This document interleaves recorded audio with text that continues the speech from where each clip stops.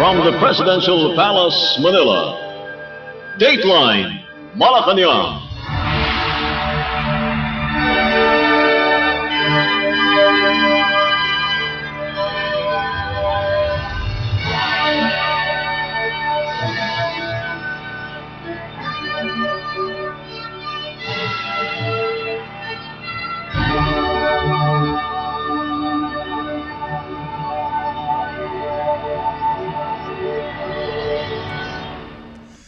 Good day.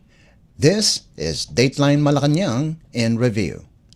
Philippine President Ferdinand R. Marcos Jr. on Monday led the inauguration of the Kabaruan Solar-Powered Pump Irrigation Project, or SPIP, in the municipality of Quirino in Isabela Province.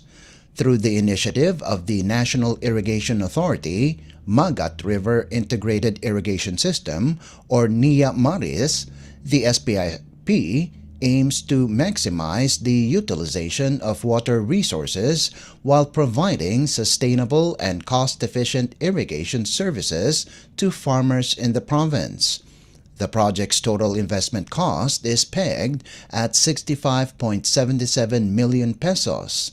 It is composed of a pumping station involving 1,056 solar panels with an estimated wattage output of more than 739,000 watts.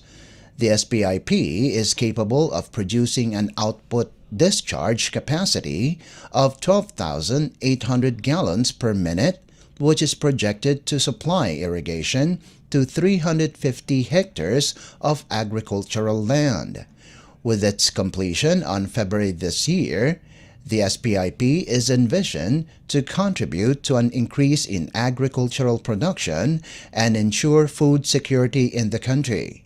As the government continues to explore more options to provide water irrigation across the nation's agricultural regions, the project is seen as a way to address water scarcity and energy costs that will benefit farmers who are mostly reliant on diesel engine irrigation machineries.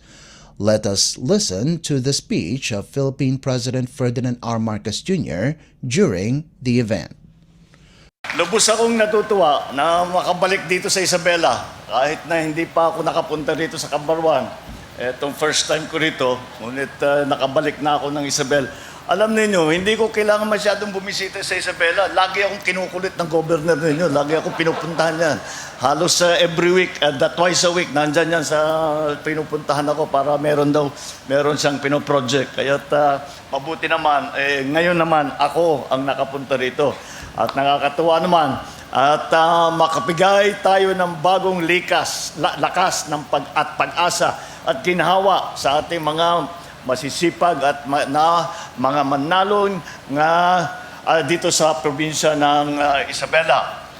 Talaga dapat sadyang napakalaki ng ating tulong para dito ay makamit natin ang mitiin na makapaghatid ng sapat na pagkain sa ating kababayan.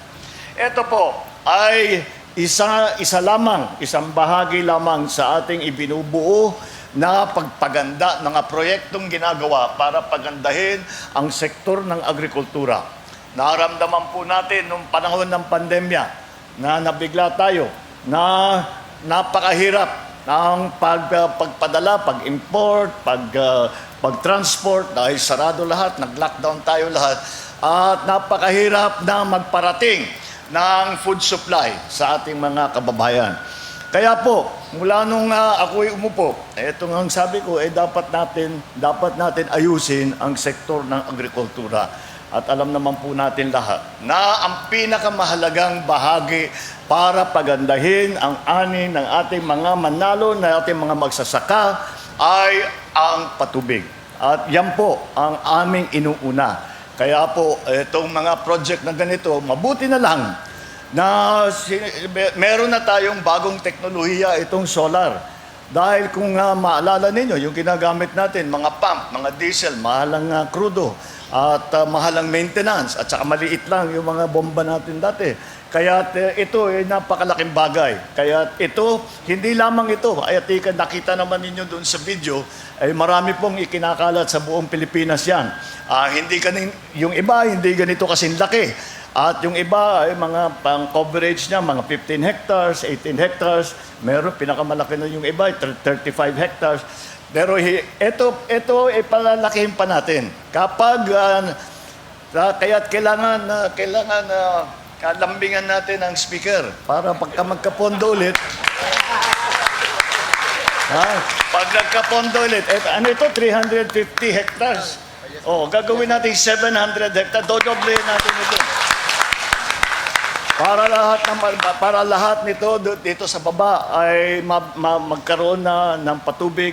At kahit na umabot na makarating na naman ang El Nino, bumalik ang magtagtuyot, ay meron din tayong maasahan na water supply, hindi lamang para sa irrigation, kung hindi pati na para sa water supply ng ating mga consumer.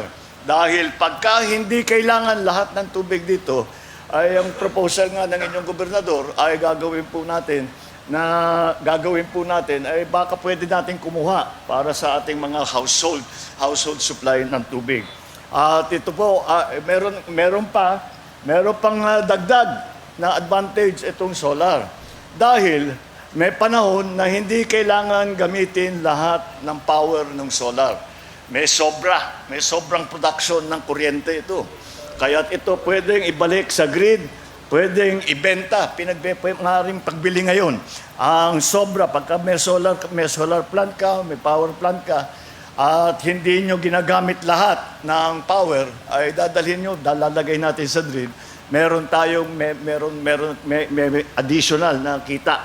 Sa katunayan, ang Isabela, ang pinakamalaking ambag sa produksyon ng mais at pumapangalawa naman sa produksyon ng palay sa buong bansa. Pag naipatuloy natin itong ating mga project, baka bumalik na naman ang Isabela sa number 1.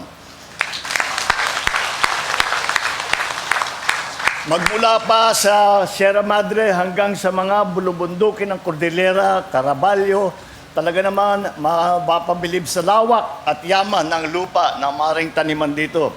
Kaya po, marami dito na tiga Isabela ay galing doon sa amin. Dahil doon sa amin, kaunti ang lupa, walang tubig. Dito nakita yung Isabela, naging promised land. Kaya maraming tiga Ilocos Norte ang dumaan nandito ngayon napunta rito sa Ilocos Norte, sa Isabela. Idagdag pa natin ang walang tigil na agos ng Cagayan River. Ang pinakamahagang ilog sa ating buong bansa. At mga sanga nito, mga tributary nito, sadyang nagpapalaki talaga ng taglay, ng proteksyon para dito sa inyong lugar. Kaya sadya pong hindi nagkamali ang aking ama na si Pangulong Marcos Sr. na ipinatayo ang Magat Dam na magsisilbing susi sa pag-uunlad ng agrikultura dito sa Isabela at buong Cagayan Valley. Nag-uusap nga kami ni Administrator Gillian, namin, balikan natin, tignan natin ulit yung Magat Dam at tignan natin kung pwede pa. Mukhang meron pang kailangan na, meron siguro rehabilitation na kailangan, pagandahin natin, lagyan din natin ng ganitong solar kung babagay siya. Para naman i-modernize natin lahat ng ating mga facilities. Kaya sa araw na ito, ikinararangal ko na sundan ang yapak ng aking ama at dagdagan ang lahat ng kanyang nagawa para sa ating mga magsasaka at kanilang mga pamilya. Ang formal na pagpasinaya ng Kabarwan Solar-Powered Pump Irrigation Project na ito, ang kasunod na yugto sa istorya ng progreso ng Isabela. At hindi lamang ng Isabela, kung hindi sa buong Amyana. Kung dati-rati ay gumagamit tayo ng mga makinang pinapatakbo ng langis upang dumalaw ang tubig mula sa irrigation canal patungo sa inyong mga taniman, ngayon ay pinagagana na nito ng gamit ang kuryente na galing sa araw. Libre na kuryente na galing sa araw. Kaya't maaari natin ibigay ang libre na patubig. Ang proyektong ito ay maaaring makapagbigay ng tubig sa mahigit 350 hektarya ng sakahan na tutulong sa halos 240 magsasaka. Ito na rin ang pinakamalaking solar-powered pump irrigation project sa buong bansa. na binubuo na mahigit ng 1,000 na solar panel. Napakalaki ng naging katipiran natin dito dahil bukod sa libre na ang pagkukuhanan ng kuryente, inilagay mismo sa taas ng irrigation canal ang ating solar panel. Kaya hindi po mababawasan ang lupang tinataniman ng ating mga magsasaka. Ito po ay hindi nag-iisa. Kanina, nauna nang isinagawa ng National Irrigation Administration ang mass acceptance ng 15 solar-powered pump irrigation project at 2 small irrigation project dito sa Region 2. Tinatayang aabot naman sa mahigit 250 hektarya ang mapapatubigan nito na mapapakinabangan ng mahigit 800 at 60 magsasaka.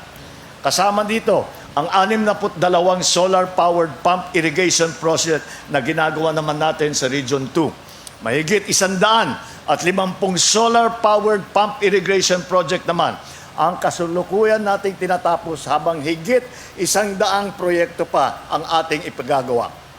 Sa kabuuan, 82 solar-powered pump irrigation project na ang natapos na napagana natin sa bansa mula noong 2023. At tinitiyak ko na sa inyo sa lahat, na dadagdagan pa natin ito sa mga susunod na buwan at sa mga susunod na taon. Nais kong kilalanin, siyempre,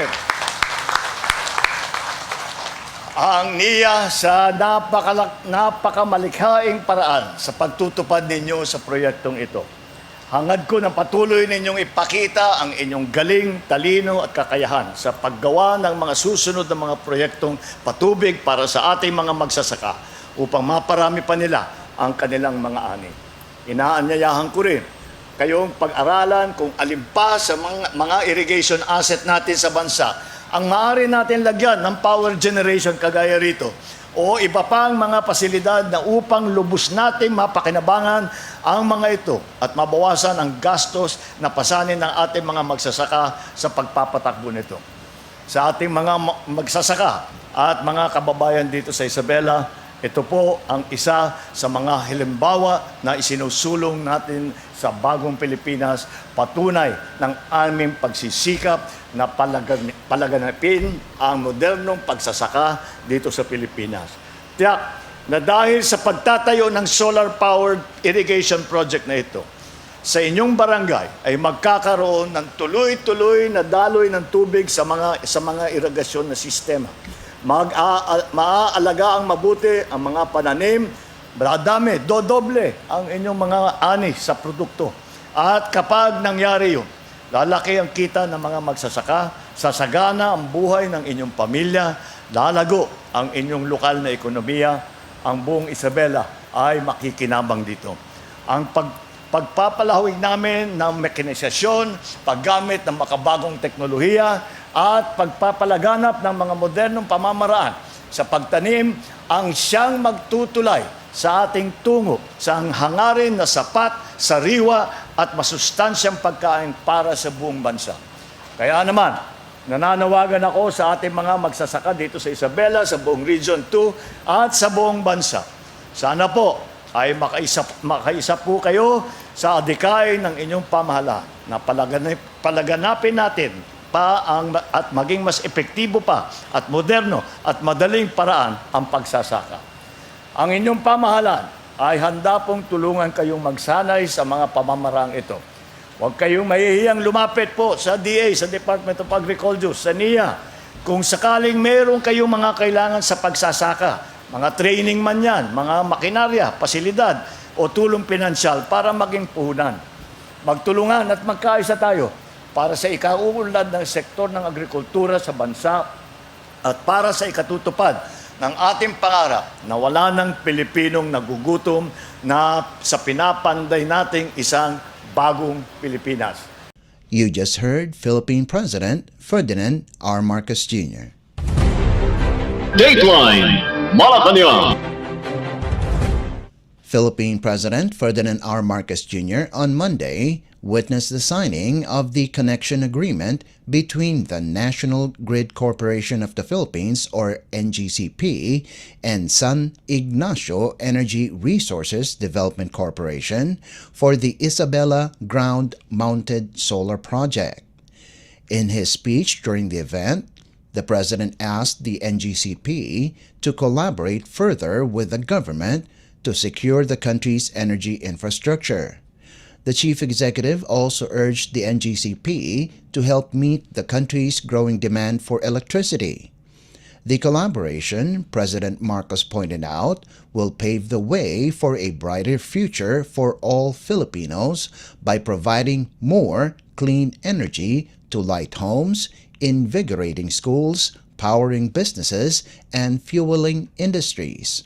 It will also help the country realize its renewable energy ambitions, which is the inevitable way forward, he said, adding, renewable energy is a crucial step for a country and a world grappling against climate change. President Marcos stressed that through renewable energy, the Philippines could have a greener, more secure, and sustainable future for the next generations of Filipinos. Let's listen to the speech of Philippine President Ferdinand R. Marcos Jr. during the event. Today, we take another very important step towards a future where sustainable energy powers our homes, drives our growth, and improves the quality of life for all Filipinos. It is with immense pride that I join you for the signing of the connection agreement between NGCP and the San Ignacio Energy Resources Development Corporation for this project, the Isabela ground-mounted solar project.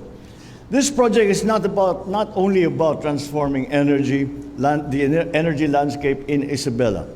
It is about strengthening our entire national grid, moving us closer to a resilient and renewable energy secure future. With an investment of 18 billion pesos, we are looking at the generation of about 440 megawatts of clean energy. And that amounts to, as we saw in the video, that amounts to 700 gigawatt hours per annum, which is a very significant amount. The construction phase will create jobs for 4,000 workers, boosting our local economy and improving the lives of many families. So I extend my heartfelt appreciation and congratulations to the provincial government of Isabela, to NGCP, and SIERDC for the dedication and hard work that they have put in to bring us to this day where we are groundbreaking the project. Your hard work and commitment are truly commendable.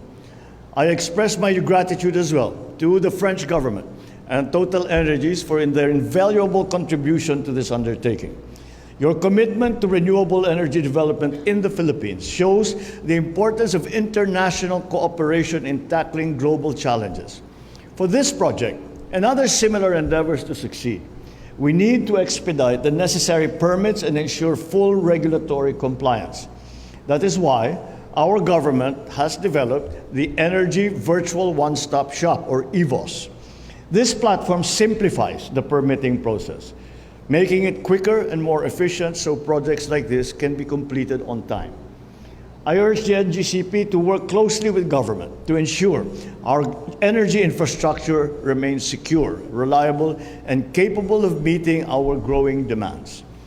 This collaboration that we have formalized today is key to achieving our renewable energy goals and to ensure a stable power supply for all Filipinos, not just for today, but for the future. Having more initiatives like this project will be a catalyst for our country's positive transformation. For one, it will pave the way for a brighter future for all Filipinos by providing more clean energy to light our homes, to invigorate our schools, power our businesses, and fuel our industries. It will also help us in realizing our renewable energy ambitions, which is the inevitable way forward. Indeed, renewable energy is a crucial step for a country and a world grappling against climate change.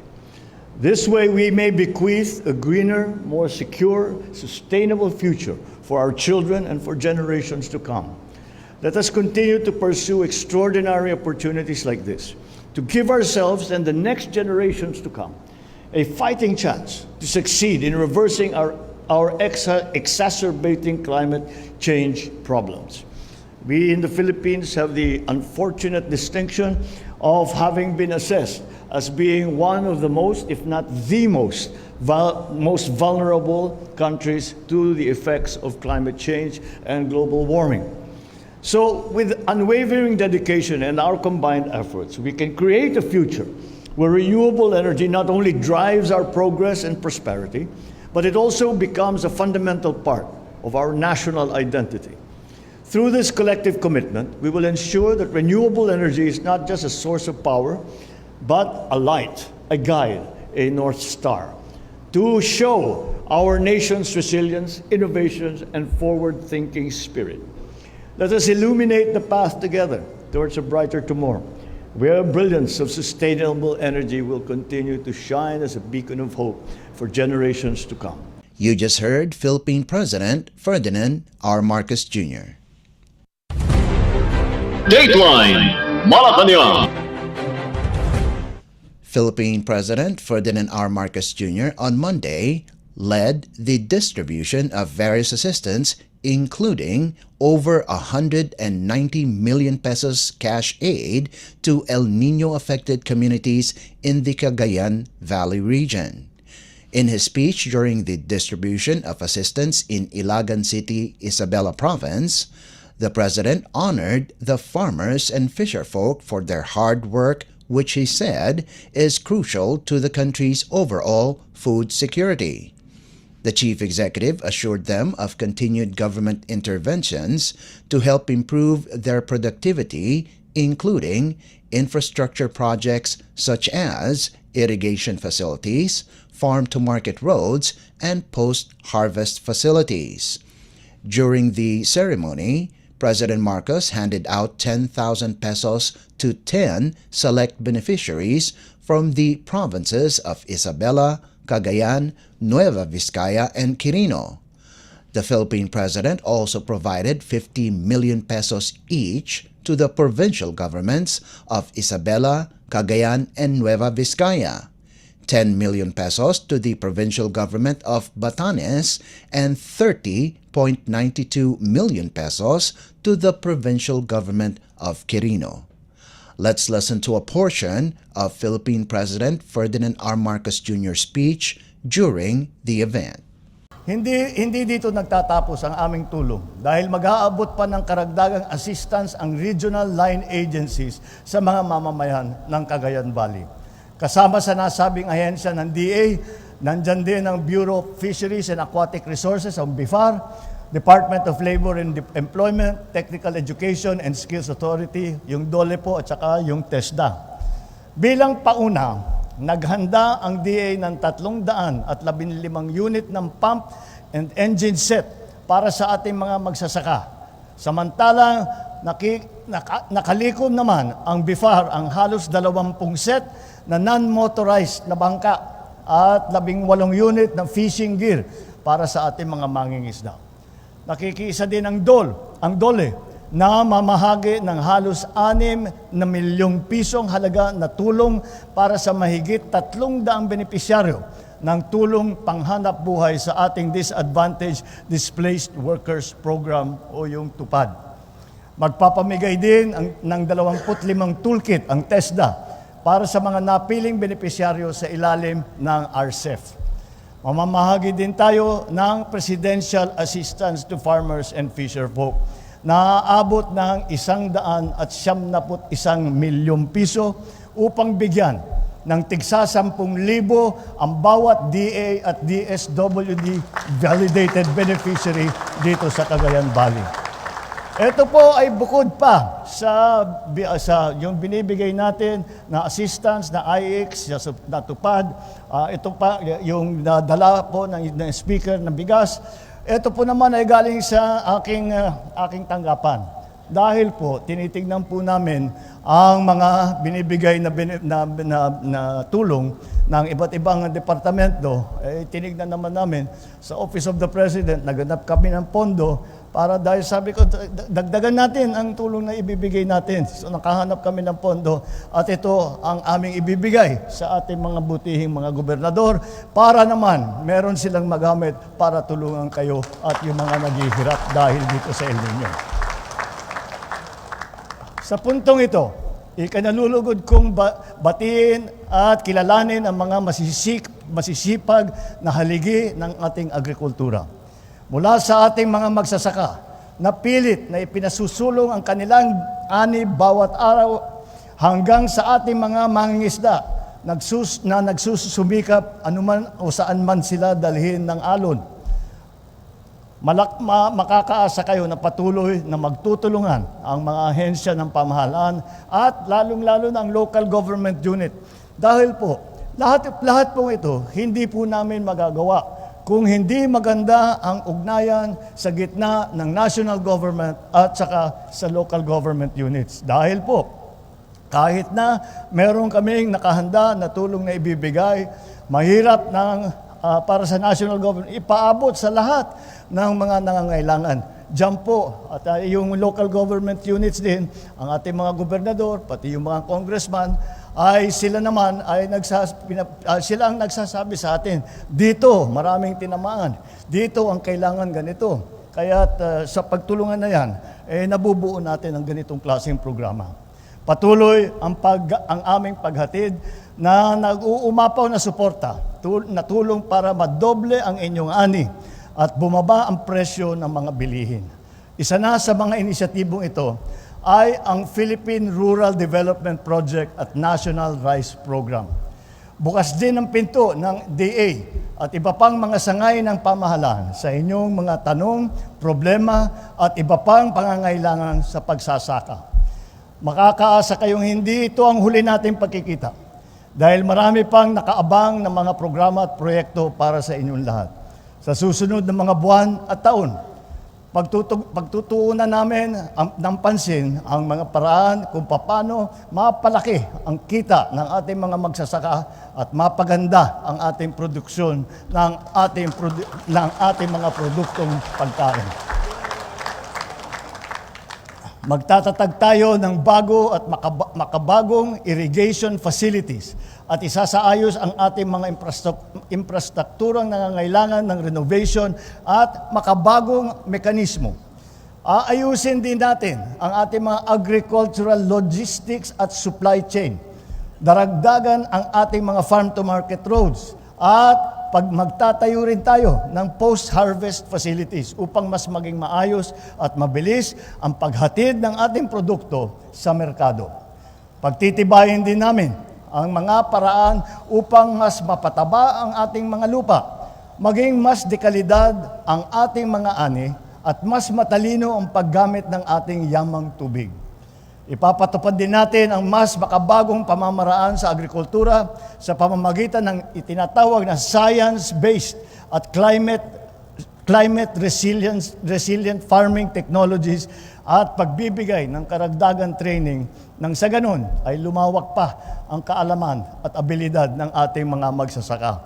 Marami po tayo, mga dalubhasa, mga nagre-research, ating mga scientists, ay pinag-aaralan nila dahil ganito, nagtutuyot. Susunod na yan, darating na ang tag-ulan. Ang sabi nila, La Niña daw, sobra naman yung tubig. Kaya ay kailangan din natin, meron tayo mga bagong klase na variety, hindi lang bigas, kung hindi pati sa gulay, pati sa mais, itong lahat ay para hindi naman nasisira kapag naging tuyo o pagka nabaha. Kaya ito ay pinag-aaralan na mabuti. At kapag na-develop na itong mga ito, ay dadalhin namin sa inyo upang maging mas maganda ang ani ng ating magsasaka. Naniniwala ako na sa patuloy nating pagkakaisa, pagtutulungan at pagtsatsaga, makagagawa tayo ng mas agresibo, matatag at makataong bagong Pilipinas. You just heard Philippine President Ferdinand R. Marcos Jr. Dateline Malacañang. President Ferdinand R. Marcos Jr. on Monday said the Philippines must be prepared because of more pronounced external threats as a result of the heightened geopolitical tension in the Indo-Pacific. In his message during his visit to the Philippine Army's 5th Infantry Division at Camp Melchor de la Cruz in Gamu, Isabela Province, the president said the Philippines' proximity to Taiwan puts it in China's area of interest. That is why it is important that the northern part of the Philippines is well prepared for any eventuality. In a social media post, the Presidential Communications Office, or PCO, said, while the Philippines isn't taking territory, its leadership must reorient its thinking and must adopt full commitment to defend the country's territory. It added that the national government must engage in various efforts to maintain peace in the region, such as through continued diplomacy. And because of the changing geopolitical landscape and emerging new threats, the government decided to include Cagayan as Enhanced Defense Cooperation Agreement, or EDCA site, through collaboration with the United States, its closest military ally. According to President Marcos, the 5th Infantry Division's mission now includes territorial defense from external threats, as he stressed the importance of providing the Armed Forces of the Philippines, or AFP, with equipment, training, and facilities to make it a highly capable force. Joint Task Force, or JTF-TALA, covers parts of Ilocos and Cagayan Valley regions and the entire Cordillera Administrative Region, supervising the 501st, 502nd, and 503rd Infantry Brigades Joint Task Group Baguio, Philippine Air Force, or PAF Tactical Operations Group 1 and Tactical Operations Group 2. Among the current domestic security threats are the Ilocos Cordillera Regional Committee, or ICRC, and Comiteng Rehiyon Cagayan Valley, or KRCV groups. The provinces of Quirino and Nueva Vizcaya were declared insurgency-free on October 10, 2022 and December 18, 2023 respectively, as well as other parts of Isabela Province. Government forces have dismantled 4 Communist Terrorist Group, or CTG, operating units, 2 KRCV in September of 2022, 1 KRCV, and 1 Comiteng Larangan Guerrilla ICRC in December last year. Dateline Malacañang. The Philippines Department of Social Welfare and Development, or DSWD, welcomed the approval of President Ferdinand R. Marcos Jr. on a measure that will extend the Pantawid Pamilyang Pilipino program, or 4Ps, to pregnant women and those breastfeeding in the list of beneficiaries. In a sectoral meeting in Malacañang on Tuesday, the President gave the go signal on the DSWD's proposal, where DSWD Secretary Rex Gatchalian is also present. According to Gatchalian, this will serve as an incentive to beneficiaries who will be encouraged to support the government's health services and also address malnutrition and stunting. Secretary Gatchalian said they will be motivated to go to the health center, register, avail of pre- and postnatal care, and postpartum treatment, including immunization for their 0 to 2-year-old children. The DSWD Secretary explained that the proposed grant is meant only for 4Ps subset beneficiaries of pregnant women, breastfeeding, and children aged 0 to 2, and this will only be temporary. Dateline Malacañang. Philippine President Ferdinand R. Marcos Jr. on Tuesday met with visiting New Zealand Deputy Prime Minister and Minister of Foreign Affairs Winston Peters in Malacañang Palace. During the meeting, the President said small countries should band together and mount a united front to effectively deal with geopolitical challenges. The chief executive also had a meeting with the New Zealand Prime Minister last April. During Luxon's visit, the Philippines and New Zealand have taken steps toward deeper economic and defense cooperation. Among the key agreements tackled was the possible signing of a Status of Visiting Forces Agreement or SOVFA. Aside from the United States, the Philippines also has an SOVFA with Australia and is currently developing a similar defense pact with Japan known as the Reciprocal Access Agreement.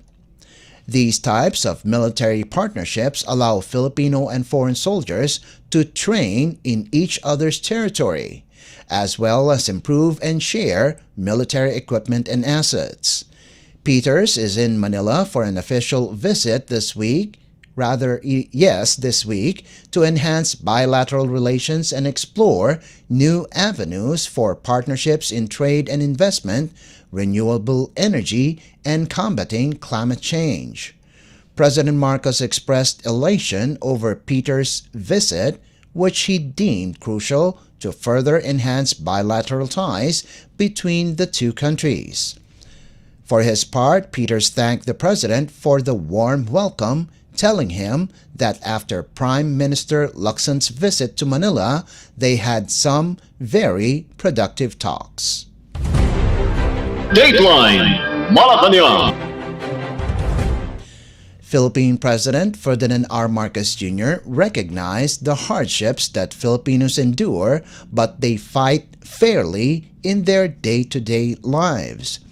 In his message during the 126th year celebration of Independence Day on Wednesday, the President said the ordinary Filipino endure challenges and trials in their daily lives by working diligently, bravely, and with all their strength, which gives others inspiration. The chief executive also mentioned the Filipinos' strong belief that can never be covered with oppression. President Marcos added that the responsibility of every Filipino is to take care of its environment and not give in to oppression and challenges the country is facing.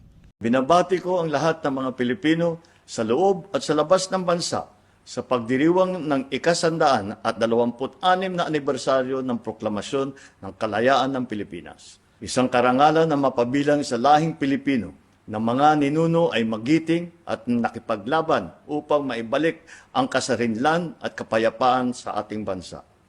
At bilang tagapagmana ng kalayaan na tinatamasa natin ngayon, tungkulin ng bawat isa sa atin na pangalagaan ito at tiyaking hindi na tayo kailanman magpapatinag sa anumang banta ng pananakop at pang-aapi. Sa pagharap natin sa mga hamon ng modernong panahon, nawa ay pagtitibayin natin hindi lamang ang ating katapang, kung hindi pati na rin ang ating pagkakaisa at pagtutulungan. Mga kababayan, tayo ang muka ng bagong Pilipinas. Sa sarili nating pamamaraan, maaari tayong maging bayani ng ating makabagong panahon.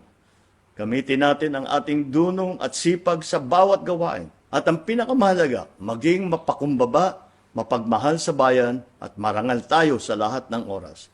Habang binabaybay ang daan tungo sa kinabukasang puno ng pag-asa at oportunidad, tungo sa bagong Pilipinas na matagal na nating ipinapangarap. Muli, isang makabuluhang araw ng kalayaan sa lahat. Mabuhay ang malayang sambayanan ng Pilipino, mabuhay ang Republika ng Pilipinas. Philippine President Ferdinand R. Marcos Jr. Dateline Malacañang. Philippine President Ferdinand R. Marcos Jr. on Wednesday, assured the continuous and deepening shoulder-to-shoulder exercises of the Philippines in collaboration with other countries. The Philippine President hosted the Diplomatic Corps in a Von d'honneur in Malacañang Palace, an event observed biannually in the Philippines, commemorating both the New Year and the anniversary of the nation's independence every June 12. In his speech, the President recognized the assistance that was given to the Philippines by different countries.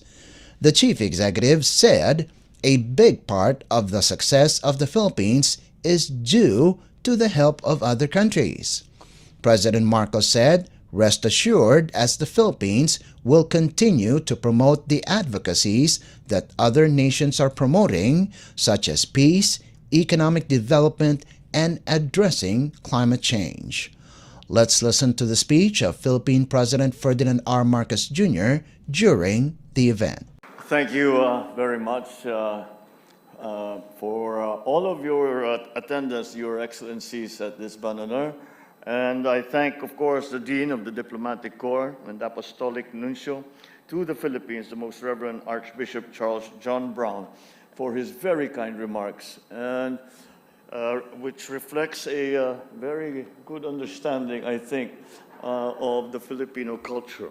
And we are very flattered and are happy to call you and the rest of the members of the Diplomatic Corps as friends.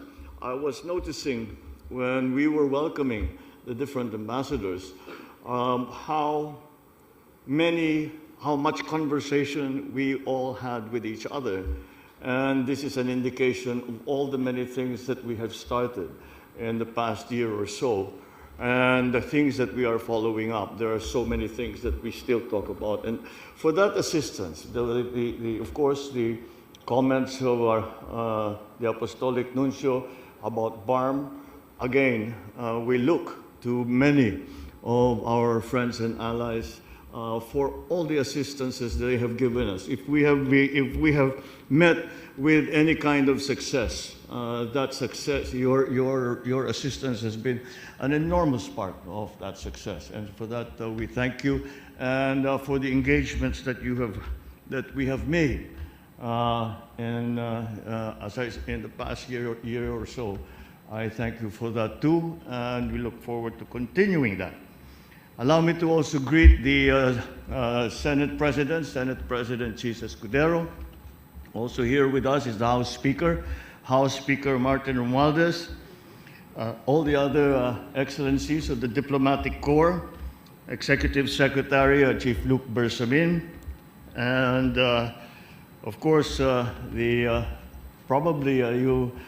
someone who you are actually more familiar with and spend more time with than myself, the First Lady Lisa Araneta Marcos. All my fellow workers in government, honored guests, ladies and gentlemen, good morning. It is a great pleasure for me to host this very important occasion with the members of the Diplomatic Corps. We celebrate I'll amend that. We celebrate the proudest moment of our storied past, the Philippine independence. 126 years on, since the Philippine flag was first unfurled in 1898 to let flutter in the fresh breeze of freedom, the flame of Filipino nationalism that sustained our ancestors in their quest for freedom remains lit in the beating heart of the Filipino nation to this very day. The glow is not lost to us. From a flickering flame into a fiery blaze, this is how our patriotic sentiments can easily rouse whenever our collective and common interest as a nation is tested. On many occasions, great trials have all the more strengthened our resolve and unified our people. Because as I have said, Filipinos do not yield. The struggle for Philippine independence continues to reverberate to this day, not against colonial oppression, but against modern-day challenges. We draw inspiration from the valor, resilience, and untiring spirit of our forefathers as we tackle these new challenges confronting our country. Today's reception is more than just a commemoration of the birth of the Philippine Republic, the first in Asia, but a strong affirmation of our century-old nationhood and of our collective duty as Filipinos to safeguard what our forefathers have fought and died for so that we may carry on our sacrosanct mandate to protect our country and to defend everything that is rightly ours from those who will try to cross these lines. We must dig deep into our valiant past, draw strength from the heroism of our forefathers, and let this heritage of selflessness propel us forward into the future. Excellencies, ladies and gentlemen, as I steer the economic rudder of the nation towards progress, I'm guided by the newly minted brand of governance that we have come to call Bagong Pilipinas, which roughly translates into New Philippines. It is a brand of governance that engenders social and economic inclusivity and transformation, inspires hope and confidence in our people, and promises transformative change for the betterment of Filipinos. To bring this aspiration to fruition, my administration continues to institute policies and implement measures as laid out in our plans aimed at galvanizing the economy amidst global economic difficulties. The recent launching of Bagong Pilipinas is opportune to chart a new beginning for the Philippines that transcends political color and social background. Allow me to take this occasion to share with you the state of our economy. Despite the woes brought about by global inflation, our country has still managed to curb inflation to a reasonable, almost manageable level. It remains, unfortunately, our greatest problem. And this is inflation that is brought about by forces that we cannot control. But nonetheless, I think that we have done a good job. And with this, it is a very large improvement from what we were under, the situation that we were under maybe a year ago. To date, we are within 3.5%. We're within the government's target band of 2 to 4. I also happy to note that the Philippines continues to enjoy a good rating as an investment, and a credit rating as an investment destination. We are credited with a stable outlook, which signals growth in the momentum in the medium term. It translates to more accessible financing for our government and for our programs. So we will maintain that status, and we will try to improve that, and across all major regional and international agencies. We now continue to work on our growth, and we have now recently been forecast to have one of the highest growth rates for the next year. And I think that this bodes well for the transformation of our economy, especially as we are trying to recover from the effects of our very bad drought and trying to prepare for what is coming with the rainy season.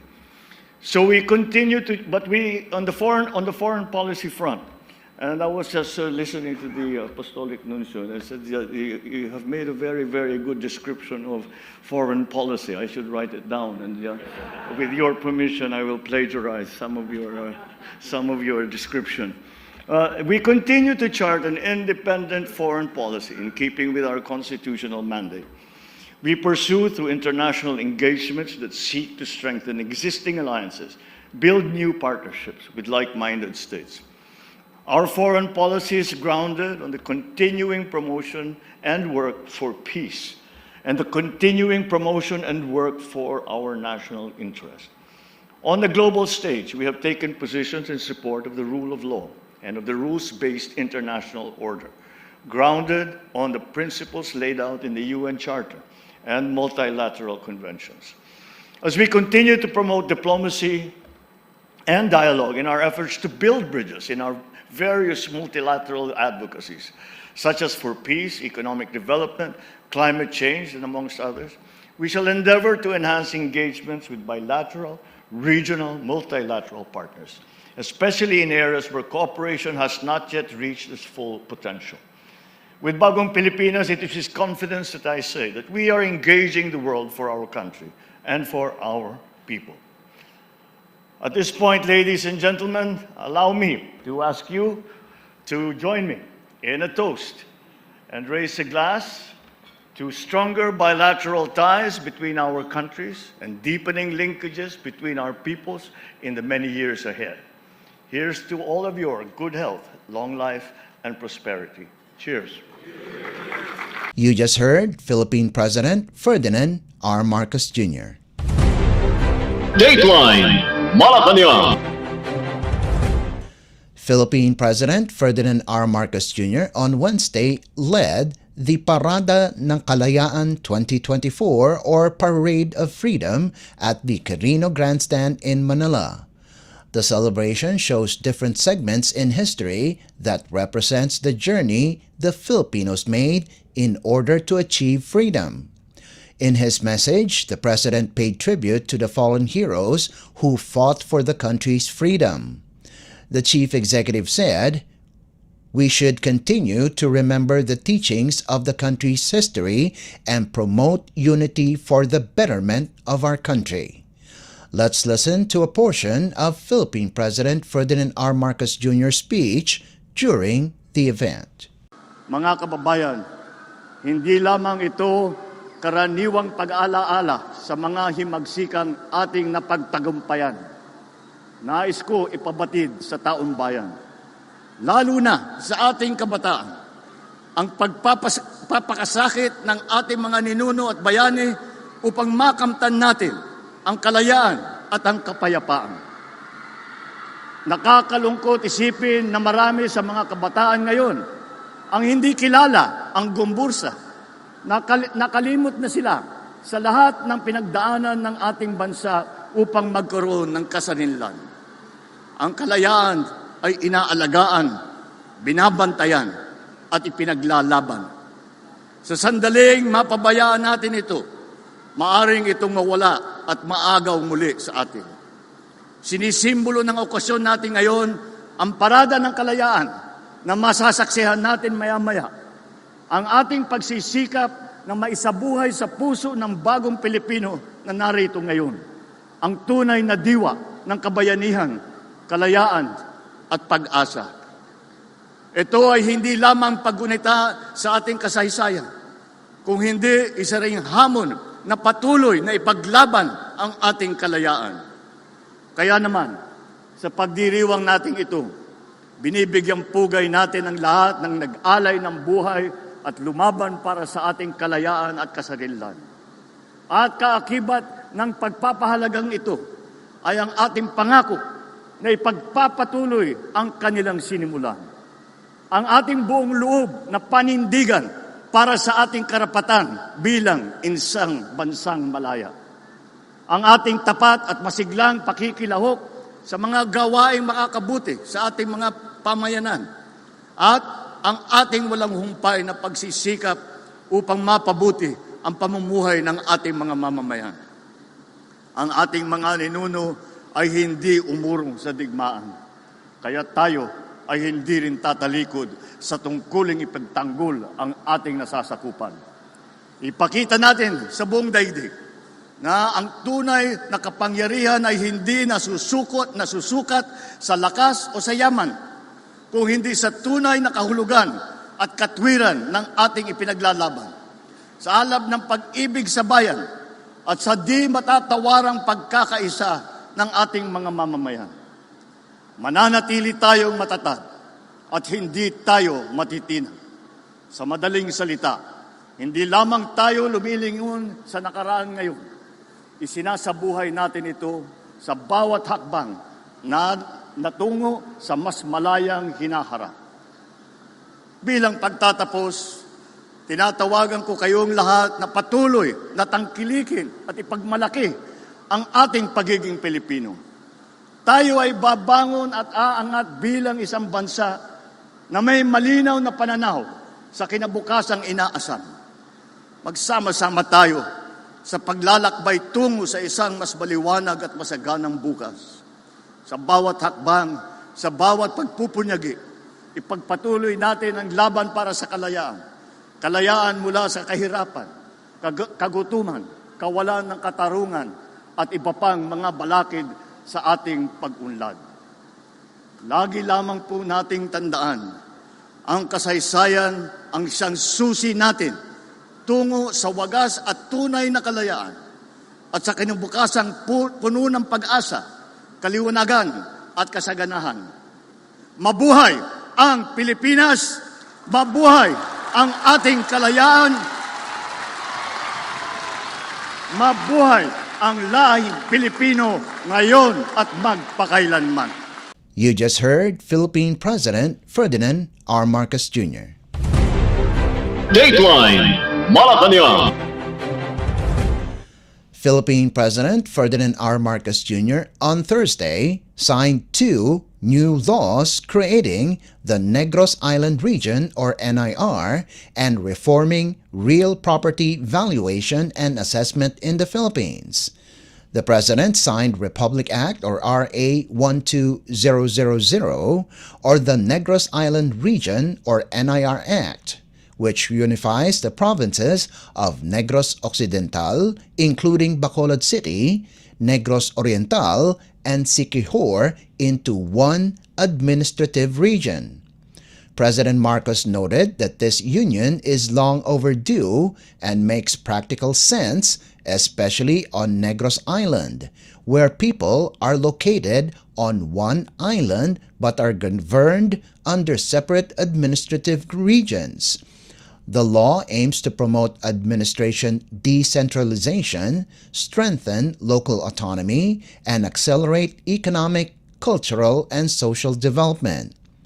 The Chief Executive also signed RA 12001, also known as the Real Property Valuation and Assessment Reform Act or RPVARA, a priority legislation of the administration that is included in the Common Legislative Agenda of the Legislative Executive Development Advisory Council or LEDAC. RPVARA streamlines and enhances the real property valuation and assessment system through a uniform real property appraisal that is compliant with international standards.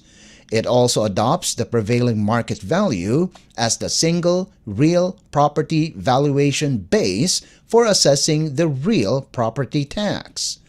President Marcos said the new law is in line with the administration's 8-point socio-economic agenda, which prioritizes bureaucratic efficiency through transparency, digitalization, and the implementation of innovative work processes in the civil service. Let's listen to the speech of Philippine President Ferdinand R. Marcos Jr. during the event. I'm happy to be here in your company today because we confirm our collective earnestness in driving the nation forward. Today, we sign into law 2 bills, the Negros Island Region Act or the NIR Act and the Real Property Valuation and Assessment Reform Act. These move us closer to attaining the vision of a resilient and a progressive and newer Philippines. First, we have the NIR Act, the law establishing the Negros Island Region. It will not only unify the provinces of Negros Occidental, including the city of Bacolod, Negros Oriental, and now Siquijor. This union is long overdue and makes very practical sense, especially in the Negros Island, where people are located on one island but are governed under separate administrative regions. So for decades now, Negrenses have endured the rigors of sea travel, unnecessary expenses, bureaucratic red tape, inefficiency that this arrangement has brought, especially when there is a need to urgently access government services from regional centers on other islands. Equally glaring is the uneven growth and the disparity of funding between the 2 provinces, which share many of the same natural resources and industries, such as sugar, tourism, renewable energy. Today, thanks to the work of our legislators, The new Negros Island region will be a bulwark of greater growth, as well as a conduit for more effective and efficient delivery of essential services in the region. We envision as well the NIR as one of the centers of development in the Visayas, further accelerating socio-economic development for the millions of Negrenses and providing strategic convergence regarding resources, investments, and economic planning. Indeed, in unity there is always strength, and that is what we are building. And I trust that the people of the newly established Negros Island region will work together to complement each other's strengths to build a more united and flourishing Negrense community. And this is something that the national government will have to play a very large part in, and we pledge that assistance so that we can bring this new region up to speed as quickly as possible. Another law that we are signing today is one that will change our real estate landscape, the Real Property Valuation and Assessment Reform Act. It is one of our priority legislations and is included in the common legislative agenda. The law is in line with our 8-point socio-economic agenda, wherein we put a primacy on the pursuit of bureaucratic efficiency that is driven by transparency, digitalization, and the practice of innovative work processes in the civil service. So this new law is born out of the necessity and the realization that there is a need to enhance the country's tax collection system so we can generate revenues, generate jobs, investments all over the country. No longer will we rely on the outdated valuation system. We now have instead the new and improved RPVARA. And I'm sure we will find a shorter way to pronounce that. A law that streamlines and enhances the real property valuation and assessment system through a uniform real property appraisal that is compliant with international standards. It also adopts the prevailing market value as the single real property valuation base for the assessment of real property tax. Furthermore, the law complements our efforts to modernize the services of our LGUs through the creation of a real property information system, a comprehensive digitalized real property tax administration. With these systems in place, another crucial pillar of efficient tax collection is responsible taxpayers. Thus, at the heart of this new law, we have adopted a strategy that will instill and encourage long-term and consistent tax compliance by providing a 2-year amnesty on interest and penalties for taxpayers with unpaid real property tax. At this point, I would like to convey my gratitude to our colleagues in the House of Representatives and in the Senate for passing these two very important, very useful laws, which I predict will be very productive. These show that you are not only supportive of these endeavors, but also are two looking forward proactive institutions. And I call on all government agencies to efficiently and effectively implement the newly enacted laws to its fullest extent, so our people may reap its benefits at the soonest possible time. To our fellow workers in both the houses of Congress, I implore before the year end, that laws which are more inclusive, responsive, and people-centered to be passed. And we are deep in discussion about that. Our people are eagerly awaiting the passage of the 17 priority bills certified by LEDAC, which we will be discussing very, very soon, which, if passed and enacted, will steer our national development and improve the conditions of our fellow countrymen. So let's continue to collaborate and work closely on these matters. With the vision of the new Philippines and the cooperation of every bagong Pilipino, I'm confident we will achieve inclusive growth, a resilient society, and a globally competitive economy. You just heard Philippine President Ferdinand R. Marcos Jr. Dateline Malacañang. And finally, Hungarian Minister of Foreign Affairs and Trade, Peter Szijjártó, made a courtesy call on President Ferdinand R. Marcos Jr. at Malacañang Palace on Thursday. During the meeting, the president expressed hope to boost the ties between the Philippines and Hungary as this year marks the 50th anniversary of the establishment of their diplomatic relations. The chief executive noted that several Filipinos live and work in Hungary. Siarto, meanwhile, said trade between Hungary and the Philippines has already reached the $200 million mark. He said he would work with his Philippine counterparts to further improve the bilateral trade and ties between the two countries. According to the Department of Foreign Affairs or DFA, Siarto, together with Foreign Affairs Secretary Enrique Manalo, will lead the 8th Philippines-Hungary political consultations. He will also meet with Secretaries Alfredo Pascual of Trade and Hans Leo Kakdak of Migrant Workers. The bilateral meeting follows the 2022 Philippines-Hungary political consultations in Budapest, during which the two states reviewed the status of pending agreements on financial cooperation and transport. To date, Hungary remains a key partner of the Philippines in education, water technology, agriculture, culture, and sports. The visit is part of the Hungarian top diplomat's official tour of Southeast Asia and marks his third trip to the Philippines in his current role. Siarto previously visited in 2017, meeting with Manalo, who was then acting Foreign Affairs Secretary, and in 2020, engaging with then Secretary Chodoro Locsin Jr. Dateline Malacañang. Before we conclude our program, we would like to invite everyone to come and visit our Facebook page and YouTube channel at Radio Pilipinas World Service. You will be able to hear and view our Filipino and English programs, including news updates here in the Philippines. Kindly subscribe, like, and share our posts as well. And that concludes this edition of Dateline Malacañang in Review. For Radio Pilipinas World Service, this is Leo Magpayo. Good day and stay safe.